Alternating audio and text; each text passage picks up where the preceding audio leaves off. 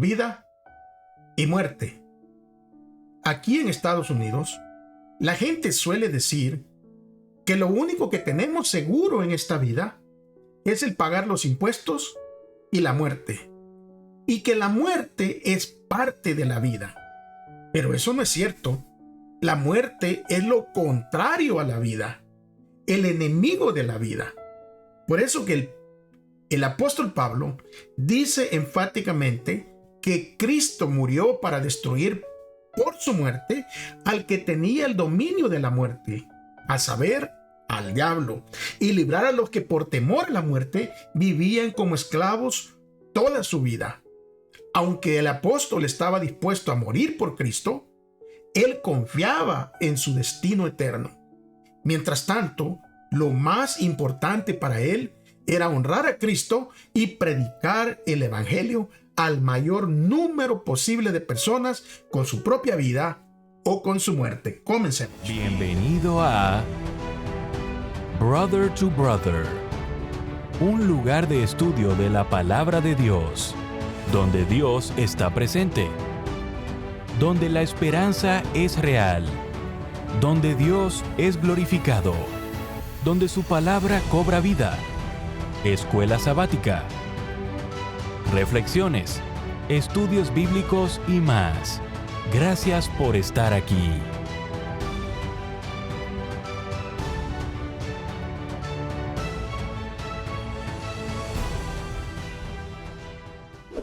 Muy bienvenidos a su programa Brother to Brother. Les saluda como siempre su hermano, su amigo Gerson Anaya, una vez más para poder estudiar todos juntos.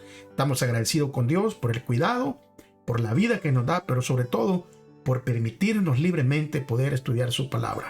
Bueno, ya que llegó aquí, si es por primera vez, se puede suscribir, es gratis, denle like al video. Recuérdese que este canal no está monetizado, así que compártalo para que muchas otras personas puedan también aprender del Señor Jesucristo.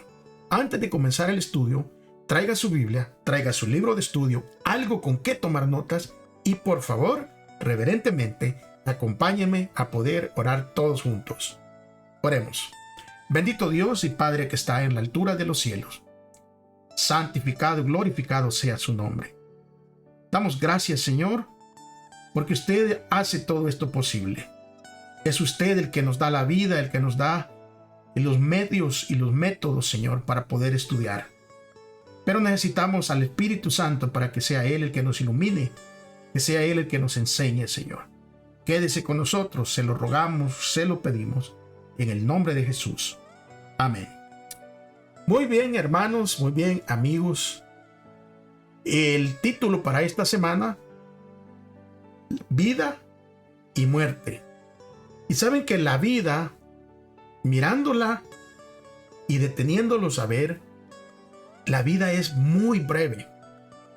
Es por eso que lo que debemos hacer nosotros es tener un mayor impacto posible para el reino de Dios en el lapso de años que Dios nos permita vivir.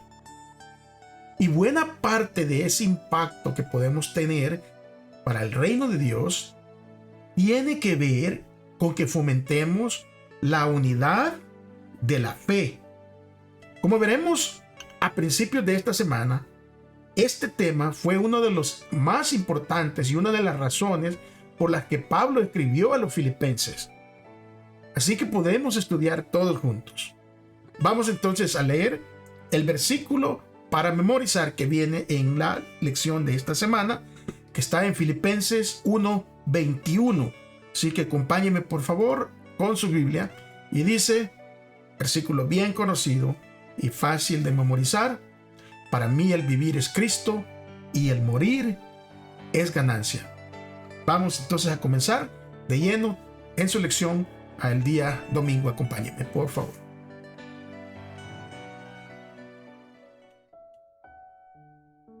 Cristo será magnificado es el título de este día domingo. Y de entrada nos pregunta cuál parece ser la expectativa de Pablo en cuanto al resultado de su juicio. Recuérdense que Pablo estaba en la cárcel. Pablo estaba esperando un juicio. Y aquí la pregunta es, ¿Cuál parece ser la expectativa de Pablo en cuanto al resultado de su juicio? ¿Qué considera incluso más importante que ser absuelto en ese juicio? Leamos directamente de la palabra de Dios, Filipenses capítulo 1, versículo 19 al versículo 20. Acompáñenme, por favor. Y dice: pues sé que mediante la oración de ustedes y el apoyo del Espíritu de Jesucristo, esto resultará en mi liberación. Versículo 20. Conforme a mi anhelo y esperanza, que en nada seré avergonzado, sino que con toda confianza, tanto ahora como siempre, Cristo será exaltado en mi cuerpo, sea por la vida o sea por la muerte. Aquí el apóstol Pablo, él no era ningún delincuente. Él estaba preso, ¿por qué? Por predicar el evangelio. Ahora, esta no era su primera vez que él estaba en la cárcel. Y tampoco él era ajeno a las persecuciones. Todo el tiempo que él estaba predicando había sido perseguido. Y en la carta que manda a los Corintios, el apóstol detalla los sufrimientos que ha tenido hasta ese momento. Él dice, fíjense cómo describe Pablo, cómo describe el sufrimiento, no por ser un delincuente, no por meterse en problemas, sino por predicar el evangelio. Dice él: en azotes sin número, en cárceles más, en peligro de muerte. He estado muchas veces. De los judíos 5 veces recibí 40 azotes menos 1. 3 veces fui azotado con varas, 1 vez fui apedrado, 3 veces naufragué, 1 noche y un día pasé a la deriva en alta mar, anduve de viaje muchas veces, estuve en peligro de ríos, en peligro de salteadores, en peligro de los de misma raza, en peligro de los gentiles, peligros en la ciudad, peligros en el desierto, peligros en el mar, peligros entre falsos hermanos, en trabajo y fatiga, en muchos desvelos, en hambre y sed, en muchos ayunos, en frío y desnudez. Y esto lo dejó escrito allí en 2 de Corintios, en el capítulo 11, del versículo 23 al versículo 27. Aquí Pablo aclara inmediatamente, ¿verdad? Porque no lo está diciendo esto para victimizarse ni para dar lástima. Él va a aclarar inmediatamente que esos sufrimientos no eran lo más importante en su mente. ¿Por qué? Además de otras cosas, lo que sobre a mí se agolpa cada día, decía él, la preocupación por todas las iglesias. Imagínese Pablo encarcelado, está por enfrentar un juicio, pero la preocupación más grande que él tiene es la preocupación por todas las iglesias. Aquí miramos un sentimiento igual al que Jesús, quien no escatimó nada para salvarnos a nosotros, o sea, dejó la realeza en el cielo, se hizo uno de nosotros para poder salvarnos. Y Pablo estaba dispuesto a gastar y a gastarse por el bien de las iglesias, por el bien de los creyentes. Sin embargo, paradójicamente, cuando más se parecen las acciones de una persona a las de Jesús, menos es amada o apreciada por algunos. Y esto es una realidad en las congregaciones. Cuando una persona más se quiere parecer a Jesús, y muchas veces las personas se apegan más que todo a la palabra del Señor que ha dejado escrita, al ir en contra de las costumbres carnales y de los sentimientos y los deseos carnales, a muchas personas no les parecen bien este tipo de acciones. Todos los que quieren vivir piadosamente en Cristo Jesús serán perseguidos le escribió el apóstol a Timoteo en la segunda epístola de Timoteo, y el capítulo 3 y el versículo 12. Todos los que quieran vivir piadosamente en Cristo serán perseguidos. Ahora, Pablo dice que van a ser perseguidos. No da el lugar, o sea que está abierto. Usted puede ser perseguido en la calle, usted puede ser perseguido en su trabajo, puede ser perseguido en su escuela, joven, si está estudiando, puede ser perseguido entre su familia. Pero como ya les dije, también puede ser perseguido en la congregación. Pero con todo y eso, y a pesar de eso, los cristianos fieles siguen siendo quizás la forma más poderosa de glorificar a Dios y de revelar la verdad del Evangelio. Me es justo sentir esto de todos ustedes porque los tengo en mi corazón, decía el apóstol, tanto en mis prisiones como en la defensa y confirmación del Evangelio. Son todos ustedes participantes conmigo de la gracia. Filipenses 1, versículo 7. La paciencia y el gozo de Pablo, su ánimo y su fe durante su largo e injusto encarcelamiento, eran un sermón continuo y poderoso. O sea, la paciencia y el gozo de Pablo con el que estaba sufriendo encarcelado era un sermón continuo y un sermón poderoso. Es por eso que debemos evaluar nosotros cómo vivimos, cómo reaccionamos ante el sufrimiento, ante las injusticias, y cómo tratamos a las personas, especialmente a quienes no nos tratan bien. Y esto es difícil. Es difícil porque en un ambiente, en una congregación de hermanos, no esperamos recibir ese trato. No esperamos que las personas actúen, e incluso hay personas que actúan peor que las personas que no conocen, que las personas que tal vez no han llegado a un entendimiento de la paz.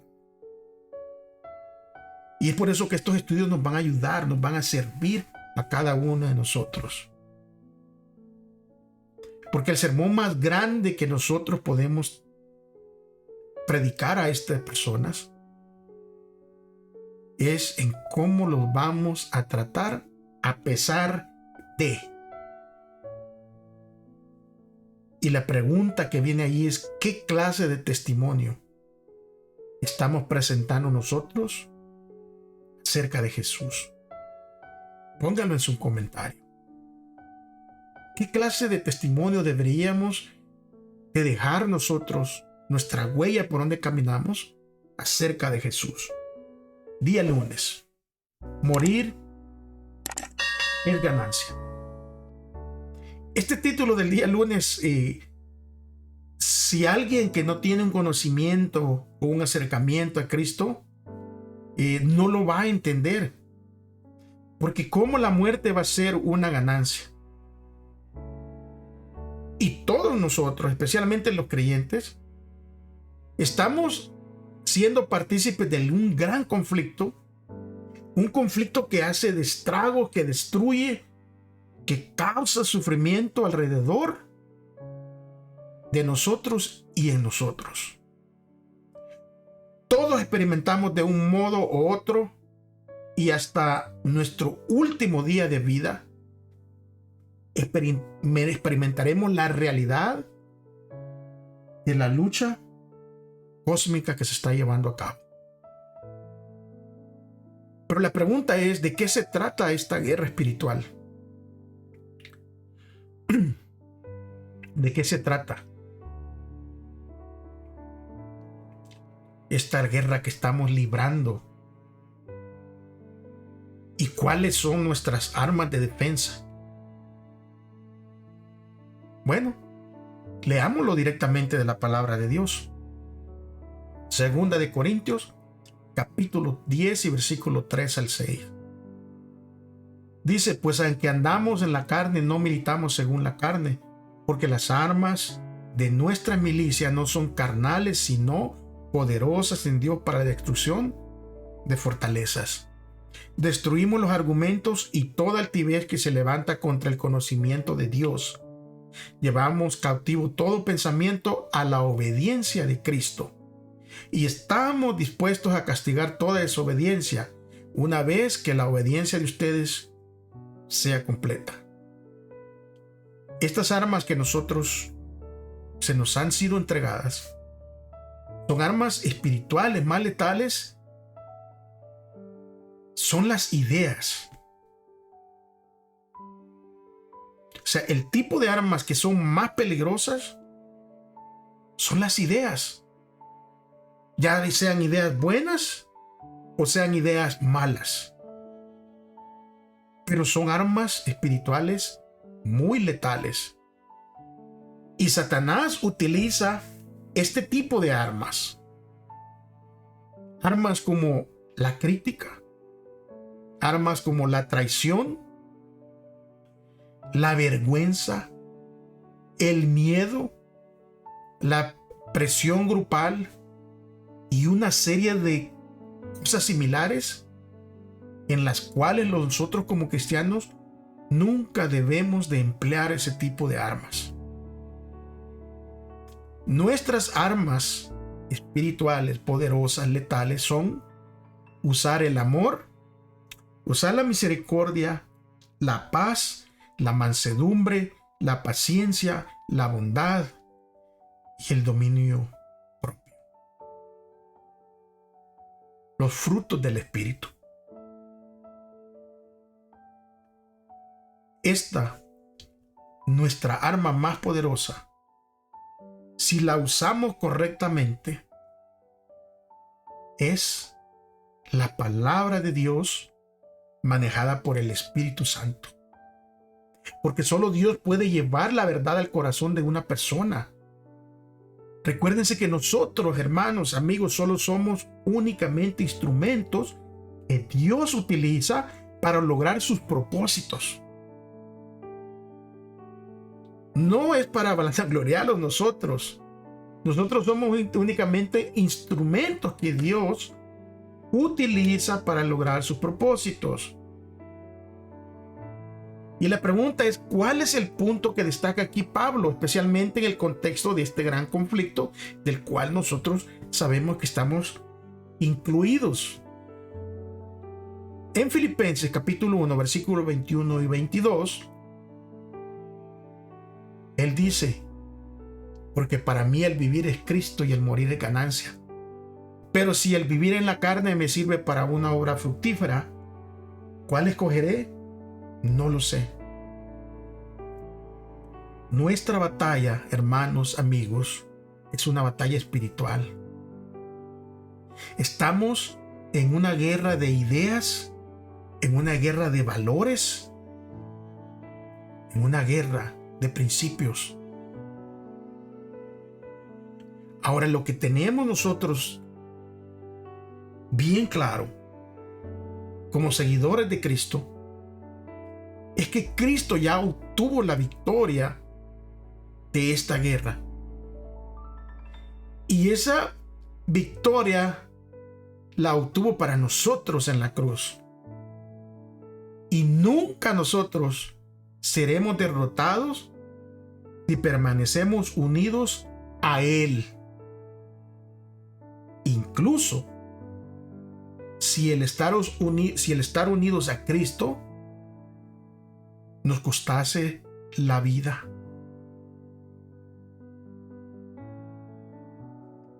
Porque esta vida es pasajera.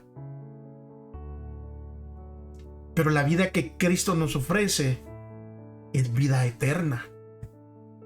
Y allí la diferencia. Es por eso que el apóstol Pablo estuvo dispuesto a sobrellevar todo lo que le sucediera aquí en la tierra. Por injusto que fuera. Por terrible que fuera.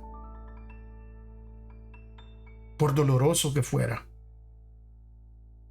Él estaba dispuesto a sobrellevar todo porque él había confiado su vida y su futuro a un tribunal superior a un tribunal en donde alguien había pagado para que él fuera absuelto.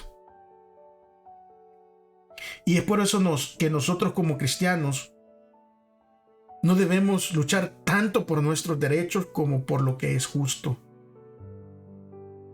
Porque a veces los cristianos caemos en eso de buscar, de pelear y de meterlos en problemas por nuestros derechos.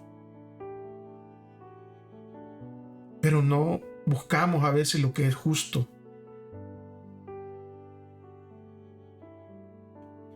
Es que contrariamente a la máxima según la cual la fuerza hace a la razón, la verdadera fortaleza es el resultado de la última. O sea, la sumisión a la voluntad de Dios es algo honorable. Es la única manera de obtener la victoria en esta guerra cósmica que libramos. Y el ejemplo máximo a seguir es Cristo Jesús.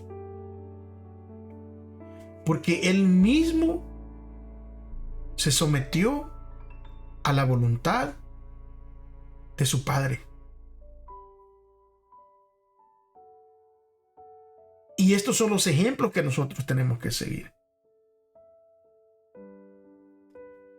Y la pregunta dice, ¿cómo estamos experimentando hoy mismo esta realidad de ese gran conflicto? Y cómo al leer y estudiar y conocer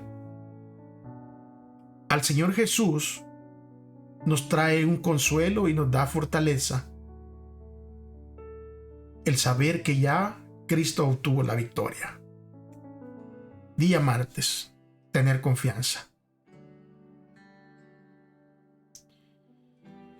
¿Cómo entendemos lo que quiere decir el apóstol Pablo cuando él afirma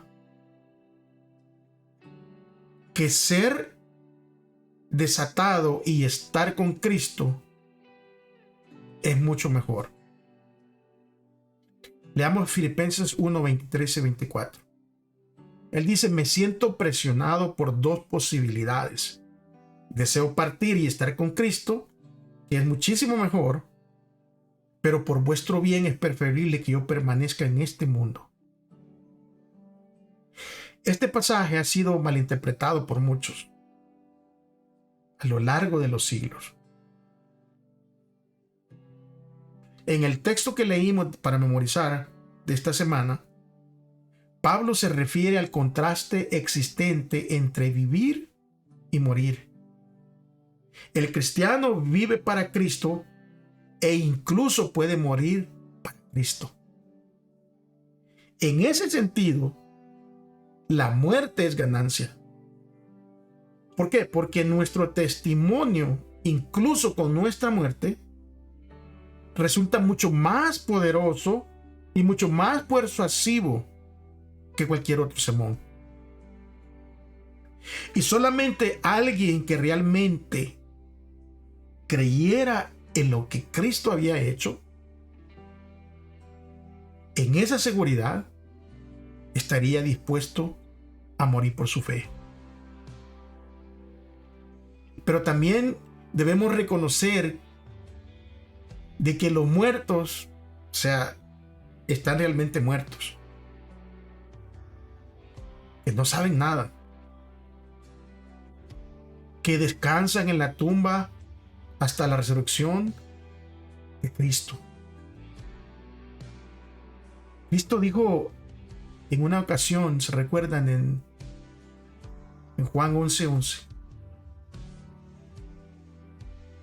voy a donde nuestro amigo Lázaro, voy a despertarlo porque se ha dormido. Voy a despertarlo del sueño. Si las personas van al cielo inmediatamente cuando mueren, imagínense eso. Si es que uno muere y inmediatamente malo te vas al infierno, bueno te vas al cielo. Esto hubiera sido frustrante para Lázaro. Porque ¿cómo podría haber sido, verdad, que ya estaba en el cielo y ahora lo traen de regreso a la tierra? Después de haber experimentado estar en el cielo 4 días. La muerte, amigos y hermanos, tenemos que entenderla tal y como la Biblia la explica que es. La muerte es como un sueño profundo del que Jesús nos va a despertar a todos los fieles seguidores. Cuando regrese Jesús, nos va a despertar junto con los santos que estén vivos. Nos va a llamar con su voz y seremos llevados al cielo juntamente con Él. Es por eso que para Pablo ser desatado de la vida presente a fin de estar con Cristo significaba participar con Él del sufrimiento y la muerte para llegar de algún modo a la resurrección de los muertos. Es por eso que no tenemos que tener ninguna duda de que Pablo estaba consciente de que él iba a cerrar sus ojos al morir, pero estaba consciente también que cuando Cristo regresara y lo llamara, lo primero que vería cuando volviera a abrirlos sería a su Maestro, a nuestro Señor Jesús, quien lo llevaría juntamente con todo el pueblo de Dios a ese lugar que ha preparado para quienes lo aman. Y Pablo estaba dispuesto a morir por Cristo. Sabía que sería mejor para los filipenses que él se quedara. ¿Por qué? Porque los iba a continuar guiando, ayudándoles a crecer en enseñanzas y todo eso. O sea, a los filipenses en aquel tiempo, como Pablo lo pone, es mejor que él se quedara en la carne, o sea, que no muriera. Curiosamente, no es fácil para nosotros como cristianos decidir si es mejor vivir para Cristo o morir para Cristo. Es por eso que él mismo dijo ahí en Filipenses 1:23, es difícil decidirme por una de las dos cosas: seguir vivo o descansar en la tumba. Y aunque no nos agrade la muerte, aunque no nos agrade esa idea de la muerte,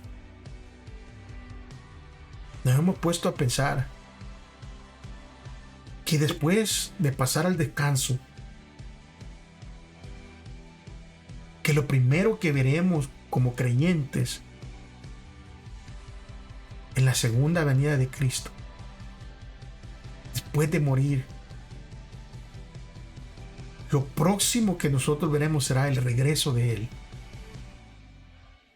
¿Cómo este pensamiento nos ayuda a entender lo que Pablo estaba expresando? Eso de que él decía, para mí, el morir es ganancia. Día miércoles. Permanezcan unidos. La última oración de Jesús por sus discípulos había un tema central. Y ese tema central de la oración de Jesús era la unidad. Jesús miró más allá de la cruz.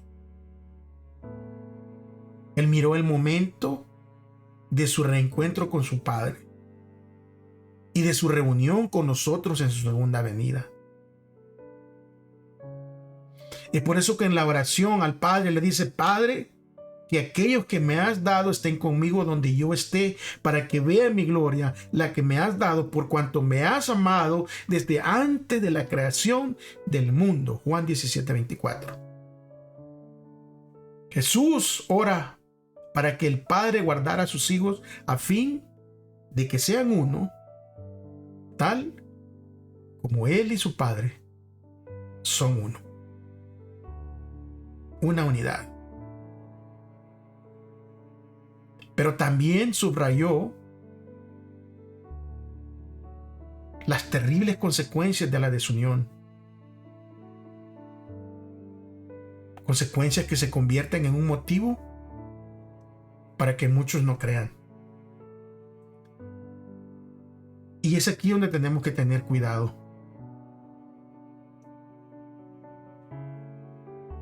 Porque nuestra manera de vivir va a tener un efecto positivo o negativo en las personas. El mismo apóstol escribió, y posiblemente más adelante vayamos a ver, de que nosotros somos cartas abiertas que todo el mundo ve. Tanto el mundo aquí en esta tierra como los otros mundos. Y las cosas que hacemos tendrán alguna consecuencia. Y Jesús va a subrayar 2 veces en esa breve oración que nuestra unidad con Él y con el Padre tiene el propósito de que el mundo crea y que el mundo conozca que Él fue enviado desde el cielo. Y la pregunta que viene aquí es una pregunta súper importante. La pregunta dice, ¿qué es indispensable para la unidad de la iglesia según Jesús y según Pablo? Mire lo que dice este versículo clave de Filipenses capítulo 1, versículo 27. Porque este versículo es clave para la unidad de la iglesia según Jesús y según el apóstol Pablo. Mire lo que dice Filipenses 1:27. Pase lo que pase, comportaos de una manera digna del evangelio de Cristo. De este modo, ya sea que vayas a veros o que estando ausente solo tengan noticias vuestras, sabré que seguís firmes en un mismo propósito, luchando unánimes por la fe del evangelio.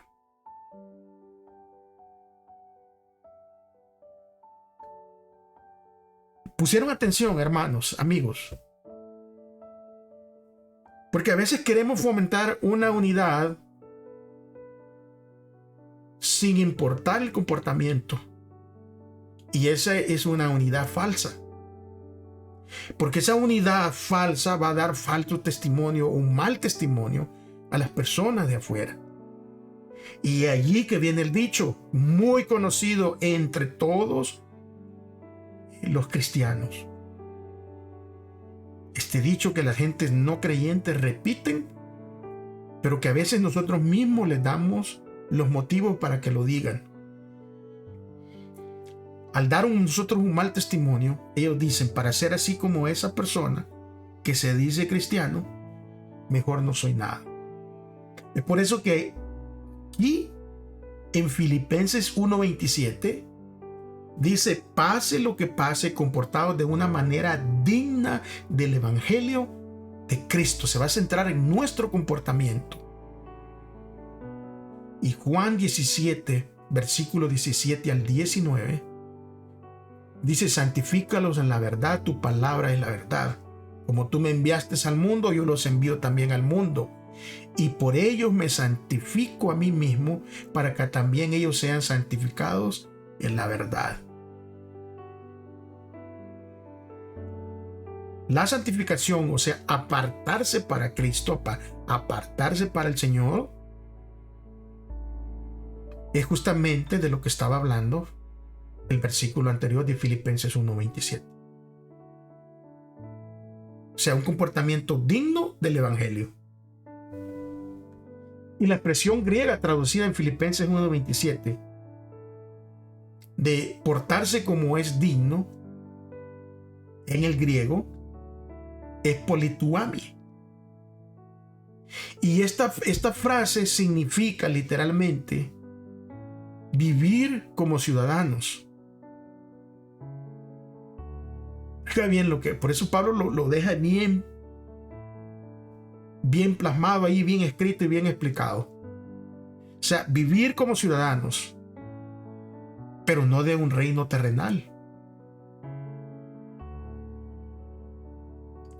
Esta palabra, polituomai, que significa vivir como ciudadanos, sí, pero significa vivir como ciudadanos, pero de un reino celestial. Es por eso que en el Sermón del Monte, Jesús describe un hermoso cuadro de lo que significa ser hijos del Padre Celestial y ciudadanos de su reino. Él dice: pobres en espíritu, mansos, hambrientos, sedientos de justicia, misericordiosos, puros de corazón, pacificadores y dispuestos a poner la otra mejilla, amar a los enemigos, bendecir a los que nos maldicen y hacer el bien a quienes nos odian. Y esto se conoce en otras partes de la Escritura como santificación. O sea, para hacer un resumen, practicar la justicia, amar la bondad y andar humildemente con nuestro Dios, como lo explicaba y lo dejaba el profeta Miqueas en el capítulo 6, versículo 8. O sea, con una persona que practica la justicia, que ama la bondad, que anda humildemente en los pasos con Dios, con esas personas es bien difícil disgustarse con alguien que tenga estas características. El problema es que a veces a nosotros mismos nos molesta que unas personas sean demasiado buenas. Y entonces podemos caer en la tentación de pretender, ¿verdad?, rebajar su valor o encontrar algún punto débil para mostrarle que no somos tan buenos y para sentir que no somos tan malos nosotros en comparación con ellas. Excusa. Los seres humanos somos así. Nacemos con un doctorado en hacer excusas. En lugar de eso, nosotros debemos de ocuparnos de ser más amorosos, más generosos, más misericordiosos y sobre todo más humildes.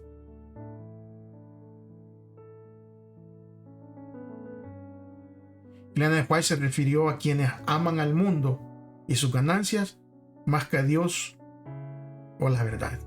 Es este tipo de personas que son de esa manera. Son así porque aman más al mundo y a sus ganancias que a Dios o a la verdad. La desunión de la iglesia muchas veces, en muchas ocasiones, proviene del orgullo. Y a medida que la iglesia ha cultivado el orgullo y ha cultivado la ambición mundanal, el Espíritu de Dios y el Espíritu de Cristo se ha ido apartando de la iglesia. Y se ha introducido la emulación y la contienda, cosas que distraen a la iglesia y la debilitan. ¿Pero por qué es esto? Porque la iglesia a veces, en su afán de presentar una unidad falsa, a veces nos queremos unir en la mentira y no ser unidos por la verdad.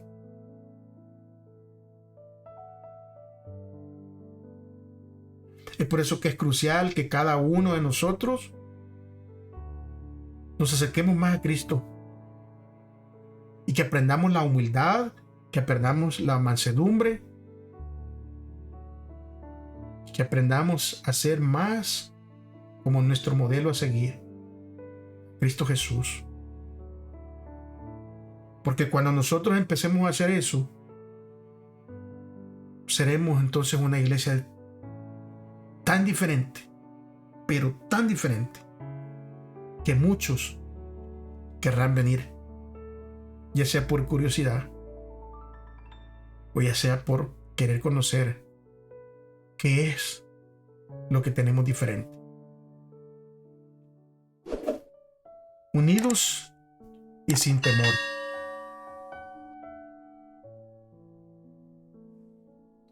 De entradita este día, este último día de estudio, La pregunta dice, ¿cómo se relaciona nuestra unidad y el hecho de combatir unánimes por la fe del Evangelio con la intrepidez? Hay elementos en esta pregunta. Porque está hablando de la unidad, de luchar juntos, pero por un propósito, por la fe del Evangelio. Filipenses 1, 27 y 30 nos va a explicar un poco y nos va a aclarar más esta pregunta. Dice, solamente os ruego que os comportéis como es digno del Evangelio de Cristo, para que sea que vaya a veros o que esté ausente, oiga de vosotros que estáis firmes en un mismo espíritu, combatiendo unánimes por la fe del Evangelio, y sin dejaros intimidar por los que suponen que para ellos ciertamente es indicio de perdición, pero para vosotros de salvación, porque esto procede de Dios. A vosotros os he concedido a causa de Cristo no solo que creáis en Él, sino que también que padezcáis por Él, teniendo el mismo conflicto que habéis visto en mí y ahora oísteis que hay en mí. Miren, la estrategia de Satanás siempre ha consistido en dividir y en conquistar. Y la desunión para la iglesia, la desunión es mortal. Pero queremos dejar bien claro, estamos hablando de una unidad en Cristo Jesús, no de una unidad solapadora del pecado. Jesús dijo, si una casa estuviera dividida contra sí, no podría permanecer. En Marcos 3:25. Lo que Jesús expone aquí es un principio sencillo. Y este principio, a Satanás le encanta que nosotros lo olvidemos.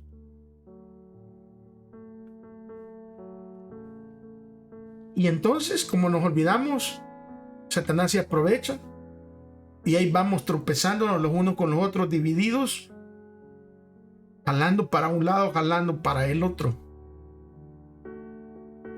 Pero es porque no estamos llenos del Espíritu Santo, porque andamos caminando en vidas que deshonran el Evangelio. Y para eso Satanás no tiene que hacer nada. Porque si estamos, mira, voy a dar un ejemplo. Vamos a decir que hay 20 personas y van a haber 3 grupos en esas 20 personas. Vamos a poner 21 para que sean 7 y 7. Y todas acurren a la misma congregación. Pero 7 de ellas, afuera de lo que es la iglesia, viven una vida desordenada. O sea, todo se vale. Otras 7 simplemente no les va ni les viene. Y hay otras 7 que están en comunión con Dios, con el Espíritu de Dios. ¿Qué creen ustedes, amigos y hermanos, que va a suceder cuando estas personas lleguen a un solo lugar? ¿Qué tiene que ver el espíritu de Satanás, dice la Escritura, con el Espíritu de Dios? Y aquellos tibios que nos describe Apocalipsis, capítulo 3, que esos que incluso, ¿verdad?, que no les va ni les viene, no les preocupa ni les molesta. A esas personas, dice el mismo Jesús, que está por vomitar. O sea, esas personas, mejor todavía. Jesús está hablando de una unidad en Él, de una unidad en la verdad, en la palabra de Dios. Por eso dice, santifícanos en tu verdad, porque tu palabra es verdad. Cuando estamos unidos en Cristo, esta unidad nos va a ayudar a cumplir la misión. Esa misión profética que nosotros tenemos como remanente.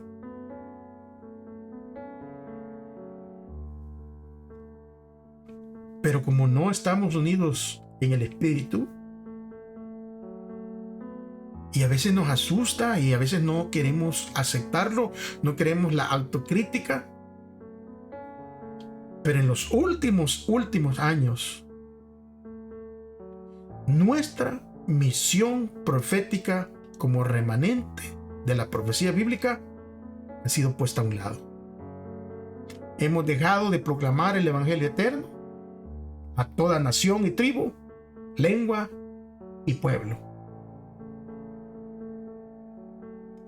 Ahora recordemos que la unidad de la que estamos hablando, la unidad bíblica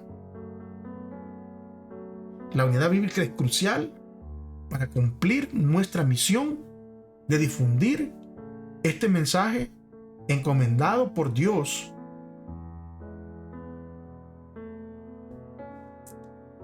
a nosotros como pueblo. Y recordemos que la oración de Jesús en Juan 17 destaca la verdad de la palabra de Dios como una de las claves más importantes para la unidad.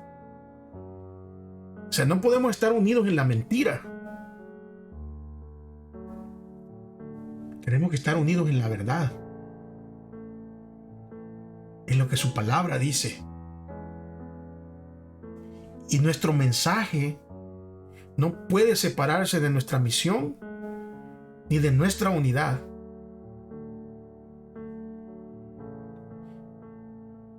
Las tres claves se mantienen juntas o caen juntas. No va a haber éxito si alguna de estas fallas. Lo bueno es que no hay nada que temer si nosotros estamos con estas tres claves en su lugar. Es por eso que el apóstol Pablo exhorta a los creyentes: en nada se dejen intimidar por la oposición. Satanás es un enemigo derrotado.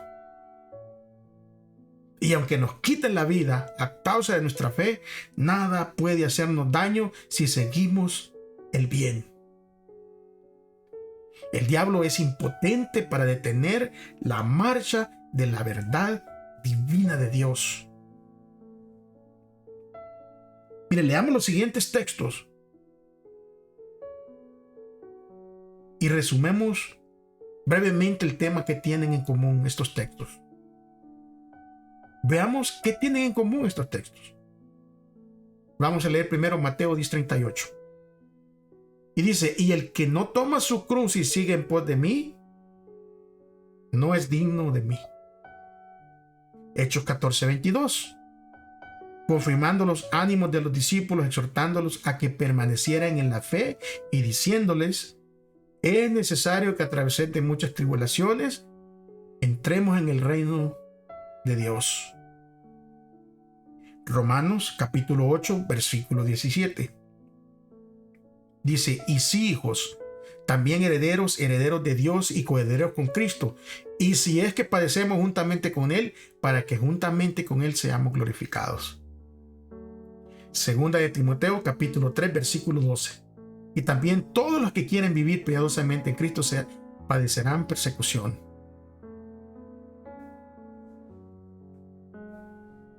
La vida misma en este mundo caído, hermanos y amigos, es bien difícil. Y es bien difícil incluso para aquellas personas excelentes, para las que lo tienen todo. En la Biblia hay un hombre que tenía todo. Su nombre es Job y tenía todo porque el mismo Dios lo dice. Era un hombre justo, un hombre bueno, apartado, temeroso, intachable, apartado del mal. Pero con todo y eso, la calamidad lo abatió, afectó a su familia en un instante. ¿Y quién de nosotros no ha aprendido, ya sea por experiencia o por lo que hemos visto que le ha pasado a otros,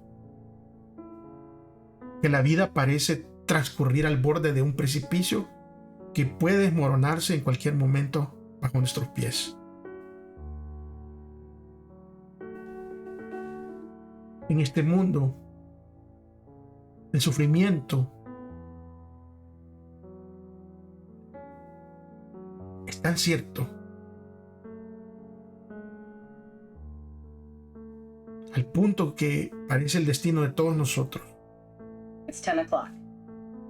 Pero con todo y esto es preferible sufrir por Cristo que por cualquier otra cosa. Pero qué esperanza y qué consuelo deberíamos tener nosotros como cristianos en medio del sufrimiento. Si hemos confiado en el Señor, si hemos entregado nuestra vida, también podremos decir como el apóstol Pablo: para nosotros el morir es ganancia. Muchas gracias, hermanos, amigos, por haberse quedado hasta el final. No se olvide de darle like al video, de compartirlo. Recordatorio, sabe que no estamos monetizados. Compártalo. Gracias por haber llegado hasta el final. Tenemos una cita la próxima semana. Si Dios lo permite, si Cristo no ha regresado, estaremos aquí para seguir estudiando. Mientras tanto, recuerde que si usted dice que ama a Dios, demuéstralo. ¿Cómo? Amando a su prójimo. Hasta la próxima. Bendiciones.